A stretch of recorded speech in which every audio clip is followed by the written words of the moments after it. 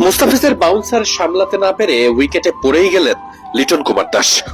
শুধু অনুশীলনেই যে এমন বাউন্সার মারছেন মুস্তাফিজ তা কিন্তু নয়, বরং স্লোয়ার আর কাটার মারার পাশাপাশি মুস্তাফিজুর রহমানের এখন অন্যতম অস্ত্র হয়ে দাঁড়িয়েছে এমন আচমকা বাউন্সার মারা। পাকিস্তানের বিপক্ষে প্রতিপক্ষকে শুধুই যে স্লোয়ার আর কাটারেই বিপর্যস্ত করছেন মুস্তাফিজ তা কিন্তু নয়, বরং আক্রমণাত্মক বোলিং এ মুস্তাফিজের বাউন্সার এমনকি গতির বলেও পরাস্ত হচ্ছেন প্রতিপক্ষরা।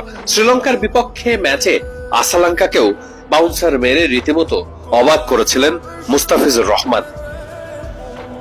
শন টেইট বাংলাদেশ জাতীয় দলের এই মুহূর্তে পেস বোলিং কোচ হিসেবে কাজ করছেন তিনি।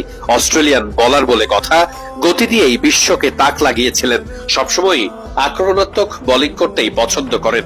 বিপক্ষ ব্যাটসম্যানকে একটু বাউন্সার মারা কিংবা ভয় দেখানোটাই অস্ট্রেলিয়ানদের মূল কাজ।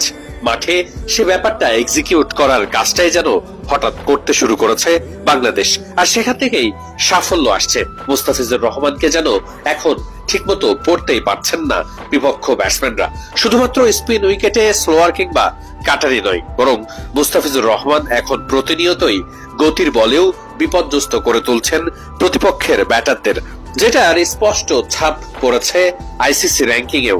অনেক বড় একটা লাভ দিয়েছেন মুস্তাফিজ, র্যাঙ্কিং এর 9 নম্বরে এখন তিনি। এমন বদলে যাওয়া মুস্তাফিজের পেছনের কারিগর শন টেইট। শুধু মুস্তাফিজই নয়, বাংলাদেশের পেস লাইন আপের অন্যরকম একটা মুডই নিয়ে এসেছেন এই অস্ট্রেলিয়ান কোচ। পুরস্কারটাও মুস্তাফিজরা পাচ্ছেন হাতে নাতেই। আইসিসি র্যাঙ্কিং এ এভাবে এগিয়ে যাওয়াটা তো আর চারটিখানি কথা নয়। শন টেইট আসার পর থেকে বাংলাদেশ দলের পেস বোলিং আক্রমণ নিয়ে কি আলাদা কোনো পরিবর্তন এসছে? পরিবর্তন হয়তো আপনি যদি ট্যাকটিক্যালি খুঁজতে চান খুব একটা পাবেন না, বাট বাংলাদেশ দলের পেসারদের মধ্যে যে অ্যাগ্রেশন ব্যাপারটা সেটা কিন্তু আমরা পরিলক্ষিত করেছি। এই ভিডিওর শুরুতে আপনারা দেখেছেন যে মুস্তাফিজুর রহমান বাউন্সার মেরে বিট করেছেন লিটন দাসকে। এই ঘটনা কিন্তু আমরা শ্রীলঙ্কার বিপক্ষে ম্যাচেও দেখেছি। আমরা আসালাঙ্কাকে দেখেছি মুস্তাফিজুর রহমান তিনি কিভাবে বাউন্সার মেরেছেন, আসালাঙ্কা চমকে উঠেছেন।